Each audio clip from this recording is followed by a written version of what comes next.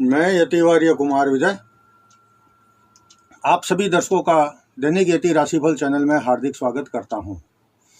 आज मैं आपको इस वीडियो में बुध के राशि परिवर्तन करके अपने मिथुन राशि में गोचर करने से सभी 12 राशियों पर इसका क्या प्रभाव पड़ेगा यह बताऊंगा।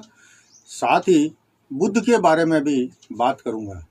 अगर आपकी कुंडली में बुध कमज़ोर है या अशुभ फल दे रहा है तो मैं उपाय भी बताऊंगा। बस आप ये वीडियो पूरा बहुत ध्यान से देखें और समझें, आपको लाभ ही होगा। दिनांक 24 मई 2020 सोमवार को बुध मध्य रात्रि 11:57 पर वृषभ राशि से निकलकर अपनी मिथुन राशि में प्रवेश करेंगे। इस गोचर का असर सभी 12 राशियों पर पड़ेगा, यह हम आगे देखेंगे। लेकिन इस समय पहले बुध के विषय में देखते हैं कि बुध का ग्रह कैसा है, यह हमारे जीवन में क्या प्रभाव डालता है। 12 राशियों में बुध की 2 राशियां हैं पहली मिथुन राशि और दूसरी कन्या राशि। बुध अपनी दूसरी कन्या राशि में उच्च के होते हैं तो मीन राशि में नीच के होते हैं। बुध सूर्य से सबसे करीबी ग्रह है और बहुत छोटा ग्रह है। बुध का रंग हरा होता है और बुध का दिन बुधवार होता है। गणेश जी को देवता माना जाता है। बुध का हमारे जीवन में अगर प्रभाव देखें तो बुध वाणी, निर्णय, व्यापार, बैंकिंग, लेखनी, मोबाइल नेटवर्किंग, तर्क, धन, त्वचा, गला, श्वास का कारक माना जाता है। हालांकि शरीर में प्राण गुरु होते हैं, लेकिन उस प्राण को श्वास से चलाने वाला बुध ही होता है। जिनकी कुंडली में बुध शुभ होता है उनके जीवन में आनंद ही आनंद रहता है और बुद्धि बल से ही काम करने वाले होते हैं लोग। साथ ही जीवन में धन, मान, प्रतिष्ठा, कीर्ति भी खूब मिलती है।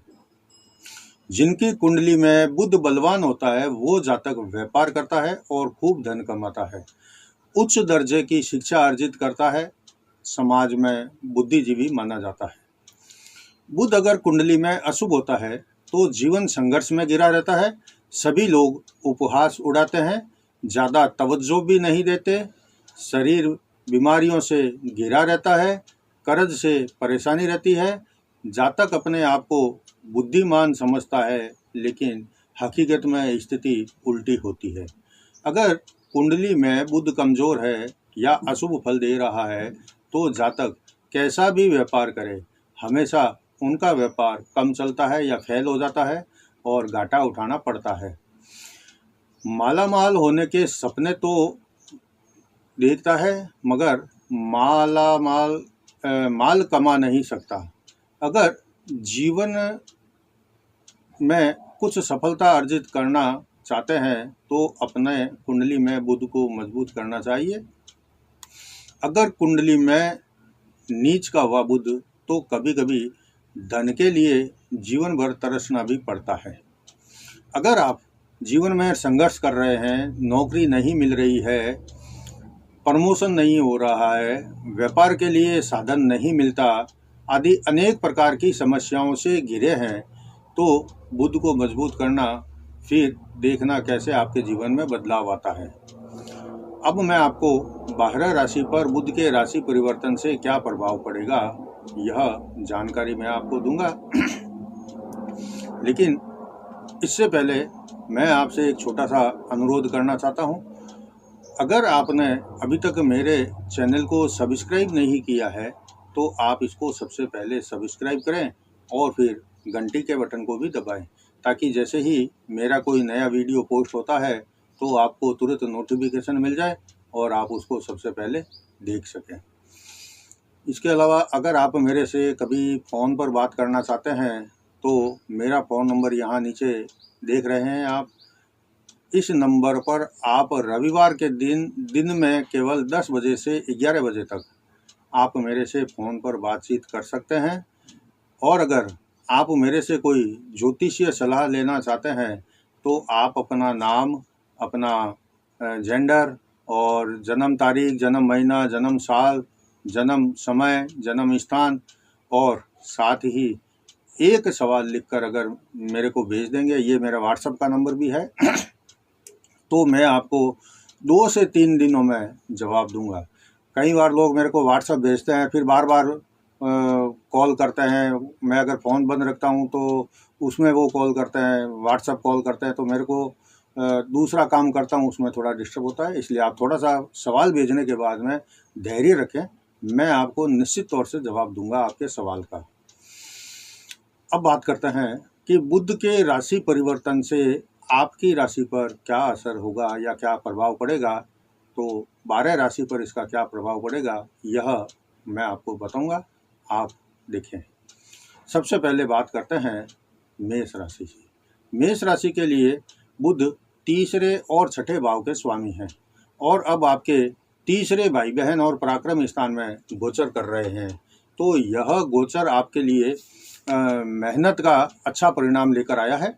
आपकी मेहनत आपको उन्नति के मार्ग पर ले जाएगी और आपके प्रयासों से आपको लाभ भी मिलेगा। इस गोचर के दौरान जितना आप बुद्धि या दिमाग के काम करेंगे वो सब सफल हो जाएंगे। बस इस बात का ध्यान रखना कि आपके प्रयास ज़्यादा महंगे ना साबित हो। दूसरी बात कि आपके पास में एक अवसर, इस अवसर को है, यह एक अवसर है, इस अवसर को आप फालतू की बातों में न गंवा देना। हो सकता है आपको यात्रा करने में कुछ तकलीफ हो, लेकिन अगर कोई व्यापारिक यात्रा है तो आप उस यात्रा को अवश्य करना, उससे आपको लाभ मिलेगा। अब बात करते हैं वृषभ राशि की। वृषभ राशि के लिए बुध जो है दूसरे धन और कुटुंब स्थान का और साथ ही 5वें संतान और शिक्षा स्थान का स्वामी है। अब आपके दूसरे धन भाव में बुध गोचर करेंगे तो ये समय आपके लिए बेहद सुख देने वाला और आराम से आय प्रदान करने वाला रहेगा। इस गोचर के दौरान आपको रुके अटके पैसे मिलने के योग है या फिर कहीं से अचानक धन मिल जाए, ऐसे योग बने हैं। परिवार में सुख संपन्नता बढ़ेगी, कोई नया मेहमान भी आ सकता है। बड़े और प्रतिष्ठित व्यक्तियों से संपर्क बढ़ेगा, आय में बढ़ोतरी होगी। बस आप सेहत का ध्यान रखना। अब बात करते हैं मिथुन राशि की। मिथुन राशि वालों के लिए आपकी राशि का स्वामी बुध है और आपकी राशि में ही गोचर कर रहा है। यह बहुत ही शुभ और अच्छा फल देने वाला है। सुख समृद्धि में आपके बढ़ोतरी होगी, भौतिक सुख बढ़ेगा, कोई नई वस्तु आदि खरीदने का आपको मौका मिलेगा, वाहन आदि का भी सुख मिलेगा। आपके काम अब इस गोचर में बनेंगे, मान प्रतिष्ठा में आपके बढ़ोतरी होगी। आवश्यकता के अनुसार धन की प्राप्ति के योग प्रबल बने रहे हैं। नया काम शुरू करने का भी मौका मिलेगा। आपके जो निर्णय होंगे कोई वह सटीक होंगे और दूरगामी लाभ देने वाले रहेंगे। आपकी बुद्धि का लोहा लोग मानेंगे।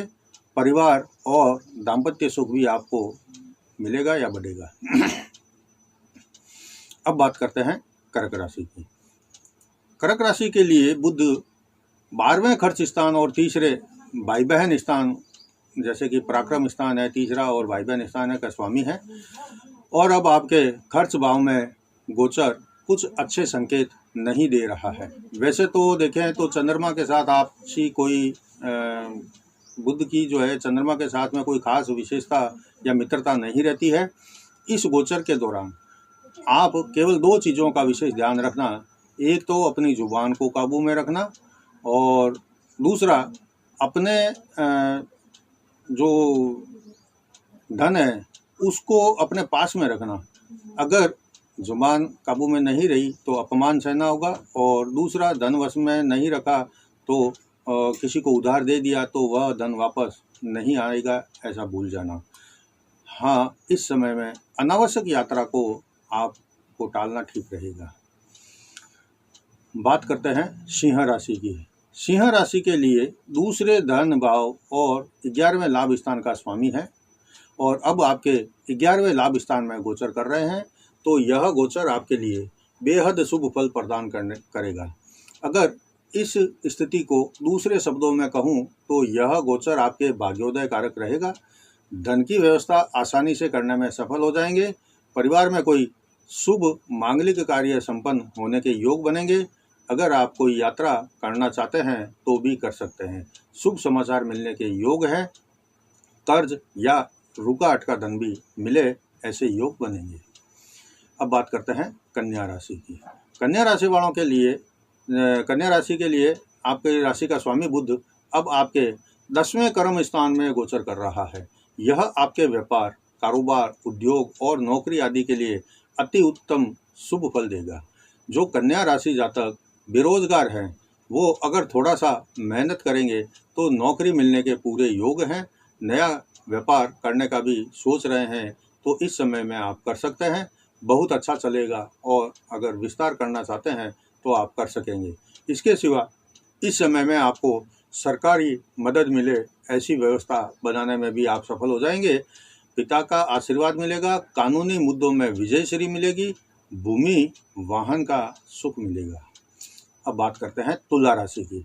तुला राशि वालों के लिए बुध 9वें भाग्य स्थान का और 12वें खर्च भाव का स्वामी है और अब आपके 9वें भाग्य स्थान में गोचर हो रहा है। यह गोचर आपके लिए शुभ और भाग्यवर्धक रहेगा। आपके लिए शुभ और सौभाग्यशाली समय रहेगा। इस गोचर के दौरान आपकी रुचि जिस काम में होगी उसमें सफलता मिलेगी। अच्छा भोजन, अच्छा संगीत, अच्छा लाभ और अच्छी नींद, यह सब आपके लिए इस गोचर में मिलने के योग है। इस गोचर के दौरान आपको पैसे बचाने पड़ेंगे। हो सकता है इस गोचर के बाद के जो समय रहेगा उसमें आज का बचाया हुआ पैसा आपके आगे काम आएगा। अब बात करते हैं वृश्चिक राशि की। वृश्चिक राशि वालों के लिए बुध 11वें लाभ स्थान और 8वें मृत्यु स्थान का स्वामी है। अब आपके 8वें मृत्यु स्थान में गोचर कर रहा है। थोड़ा कठिन रहेगा यह समय, क्योंकि इस समय आपका स्वास्थ्य कुछ नरम गरम रह सकता है। आपको पारिवारिक कलेश का भी सामना करना पड़ेगा या कोई शत्रु आपसे उलझने की कोशिश कर सकता है। अगर आप अपनी शक्ति से अधिक मेहनत करेंगे तो इसका सेहत पर भी असर होगा, लेकिन इस गोचर से आपको लाभ मिलने के भी योग हैं। आपको यात्रा का अवसर मिलेगा और उस यात्रा से लाभ भी मिलेगा। अब बात करते हैं धनु राशि की। धनु राशि वालों के लिए बुध 10वें कर्म स्थान और 7वें जीवन साथी स्थान का स्वामी है और अब आपके 7वें जीवन साथी स्थान में गोचर कर रहा है। यह गोचर आपके लिए अच्छा और लाभदायक सिद्ध होगा। आपका दाम्पत्य जीवन खुशियों से भरा और प्रेम से भरा रहेगा। अगर आपस में कोई वाद विवाद आदि चल रहा है तो अब वो शांत हो सकता है। आपकी आर्थिक स्थिति में अच्छा बदलाव होने के पूरे योग हैं। व्यापारियों को इस अवसर का लाभ उठाना चाहिए और नए काम या नए सौदे या कोई स्टॉक आदि जमा करना आपके लिए ठीक रहेगा। यात्रा के भी प्रबल योग रहेंगे। अब देखते हैं मकर राशि। मकर राशि वालों के लिए छठे रोग, रण और शत्रु स्थान का और 9वें भाग्य स्थान का स्वामी बुध अब आपके छठे रोग, रण और शत्रु स्थान में गोचर कर रहा है। तो यह गोचर आपके लिए मिले जुले परिणाम देने वाला रहेगा। कोई ज़्यादा अति आत्मविश्वास में आकर काम न करे, किसी से शत्रुता न करे, नहीं तो हानि उठानी पड़ेगी। इस गोचर के दौरान आपके पुराने मित्रों से भी मिलना होगा और पुरानी यादों को ताज़ा करने का भी अवसर भी मिलेगा। बातचीत और व्यवहार में शालीनता रखें। किसी पर भरोसा किया तो धोखा खाने का योग भी है। अब बात करते हैं कुंभ राशि की। कुंभ राशि वालों के लिए पंचम संतान और शिक्षा स्थान का और अष्टम मृत्यु स्थान का स्वामी बुध है और 5वें स्थान में गोचर कर रहा है। यह गोचर आपके लिए कोई खास उपलब्धि लेकर आया है। आपके लिए परीक्षा प्रतियोगिता में कंपटीशन टफ रहने के संकेत दे रहा है। आपको बहुत लापरवाही नहीं रखनी है। अपने काम के प्रति पूर्ण निष्ठा रखने से लाभ मिलेगा और आवश्यक धन भी आपको मिलेगा। व्यापार और कामकाज अच्छा रहेगा। ये गोचर आपको काफ़ी रोमांटिक मूड में भी रखेगा। नए संबंध लाभदायक सिद्ध होंगे। अब देखते हैं अंतिम मीन राशि। मीन राशि वालों के लिए बुध चौथे और सप्तम स्थान का स्वामी है और सोने पर सुहागा यह है कि ये दोनों ही भाव केंद्र स्थान है, इसलिए यह गोचर आपके लिए बेहद शांति, सुकून और लाभ प्रदान करने वाला रहेगा। आपके मकान और वाहन की इच्छा आप पूरी कर सकते हैं। इसके साथ ही आपका लगाव माता के प्रति ज़्यादा बढ़ेगा, माता का आशीर्वाद मिलेगा। हालांकि चौथे भाव में बुध आपकी सेहत को प्रभावित कर सकता है और सर्दी या कब्ज आदि की परेशानी आपको हो सकती है, लेकिन आपका प्रभाव और प्रतिष्ठा में बढ़ोतरी होगी और अनेक प्रकार के उपहार और ऑफर आपको मिलने के योग बन रहे हैं। परिवार में सुख संपन्नता बढ़ेगी। इस गोचर का आप लाभ उठाएं।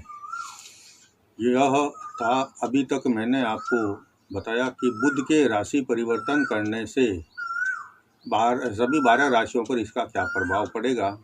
अब मैं आपको कुछ और उपाय बताता हूँ। आप आगे का भाग पूरा ध्यान से देखें, क्योंकि बुध आपकी कुंडली में अगर अच्छा है तो बहुत अच्छी बात है और आपके सभी काम चल रहे हैं तो भी बहुत अच्छी बात है। लेकिन अगर आपकी कुंडली में कहीं बुध अशुभ है या फिर आपके कामकाज में कहीं रुकावट आ रही है तो आप यह पूरा बहुत ध्यान से देखें, आपको बहुत लाभ मिलेगा। जिनकी कुंडली में बुध कमज़ोर अवस्था का या नीच का होता है या अस्त होता है, तो यह जो मैं 5-7 उपाय आपको बता रहा हूँ, इनमें से आप या तो चाहे तो सारे कर सकते हैं तो सारे कर लें, अगर नहीं तो जो आपको पसंद आए, जितनी आपकी शक्ति और सामर्थ्य हो उतना आप कर लेंगे तो भी बुध की जो प्रसन्नता है वह आपको आपके लिए लाभदायक बन जाएगी। पहला जो उपाय है, गणपति जी की पूजा अर्चना करें। गणपति जी को मोदक का भोग लगाएं और गणपति जी को प्रसन्न करें। दूसरा, बुधवार का व्रत करें और गणपति जी को भोग लगाएं। तीसरा, बुधवार को मूंग या मूंग दाल किसी गरीब या ज़रूरतमंद को दे। चौथा, बुधवार को गाय को आप हरा चारा खिलाएं, हरी पत्ती वाला चारा खिलाएं, मूली के पत्ते खिला सकते हैं, हरी सब्जियां खिला सकते हैं। पांचवा, बुधवार को किन्नर को हरा वस्त्र और हरी चूड़ियां दे, इससे भी बुध प्रसन्न होता है। छठा, अपने भोजन में से एक हिस्सा गाय का, एक कुत्ते का और एक कौवे का निकाल के उनको दे दे। सातवां, बुध का शुभ फल पाने के लिए बुध के मंत्र का जाप करना या फिर किसी से जानकार से करवाने से आपको लाभ मिलेगा। यह था आज के वीडियो में बुध के राशि परिवर्तन करके मिथुन राशि में गोचर से किस राशि पर क्या प्रभाव पड़ेगा और बुध की जानकारी और अशुभ बुध को शुभ करने के उपाय। अगर आपको मेरा वीडियो अच्छा लगा है तो आप इसको लाइक करें और ज़्यादा से ज़्यादा आगे इसको ग्रुपों में आदि में शेयर करें।